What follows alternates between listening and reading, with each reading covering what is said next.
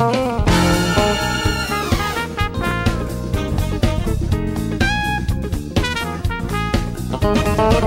is what it is. I think it's because the nature of the record and the nature of the music and the way it's presented. I'm very diverse in what I do, and I usually try not to make the same record twice. And in a way, in my career, I think it's been a blessing and a curse. I love the diversity, but sometimes when you put out stuff that's so different, it's really kind of hard to, you know, what shelf do you put it in? This record, for me, is also, again, something different than I've ever done before. I've got a full horn section on 8 songs. It's really powerful. There's no sequencing on the record. There's no program tracks. It's all human beings. It's all live. And it's like right here from the very first track. It is what it is. It's like very present. It's very in your face. And I guess that's where it's like, it is what it is. It's a very honest representation of whatever the music is at the time that I wrote it and was just ready for the record. It's just bam. And I guess that's where the whole vibe of that came from. No matter what I do or what I'm capable of doing, if I surround myself with people that are talented and gifted and great, they're going to make what I do that much better. And it's always important for me to work with people that bring the best out of me and people that I really respect as people as well as musicians.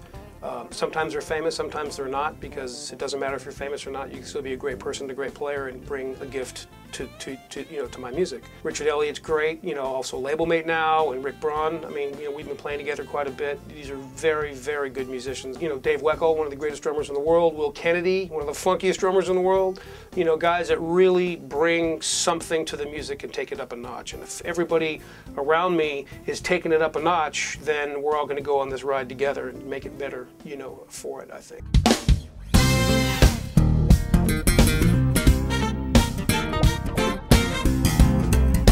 I've had horn sections on my records in the past, but very little bits and pieces here and there. But I do a lot of work with David Foster and do all the Michael Bublé records and a lot of those kind of sessions with incredible big bands, the best of the best. And you're in a room with 15, 18 people, you know, playing live with that kind of energy and that kind of expertise. It's overwhelming and infectious. And that energy is like, that's why you play music in the first place, you know, is to experience the human factor, the human element of making music with your fellow man, you know. That's really what it's about. And when you're in a studio with that many people playing, the energy is just incredible. I've got a 5-piece horn section that I've doubled, so there's 10 horns, plus Eric Marienthal also played baritone sax as well, so half the tunes I've got an 11-piece horn section, and it's just cool. I've never had a record like that before. The basses that I design are the basses that I have, for the most part, absolutely are done to fit a very specific need, in the sense of I do a lot of stuff that sounds like guitar, and different tunings, different strings, different electronics, different woods. Some are hollow, some are solid. Each one has a solid body wood. Each one has a different sound for a different reason. Aesthetically, I have a specific shape that I have, which I like. And it's not just for aesthetics, it's actually designed primarily ergonomically, and then it has a specific look to it, but there's a reason why they look like they do from an ergonomic playing standpoint. But the function of the instruments are different because of how I like to use them. I have a saying for myself that it doesn't matter, you know, whatever bass I have can still be played better than I'll ever be able to play it. So it's not like I need 20 basses. But they're all different. So there's a reason why I have so many, is because each one does a different thing.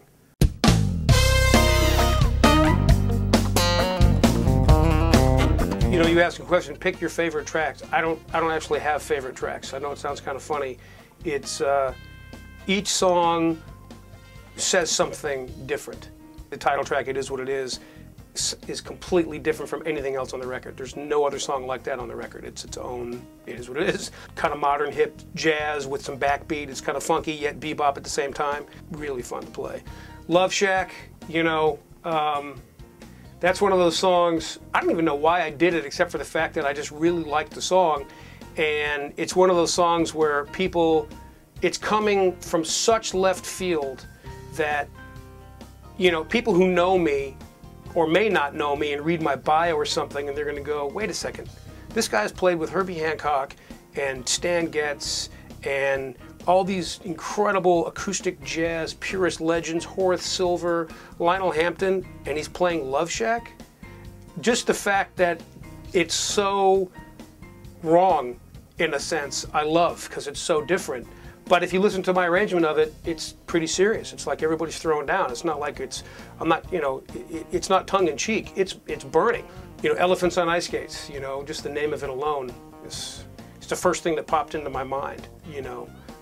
Just because of the nature of that funky groove and that bass line just reminded me of, you know, I'm thinking of, you know, some Disney thing, you know, with these animated pachyderms dancing on ice or something like that, just that vibe of it, you know, it's just got that thing. Every song has its own thing. I have no idea what we're going to do next, but what I do know is that whatever it is, I'm going to give it every ounce of what I have. I love the challenge of doing these different projects and trying to make them as real as possible, and I have no idea what's going to be next. I just know that whatever it is, I'll put everything I have into it, and hopefully people will like it.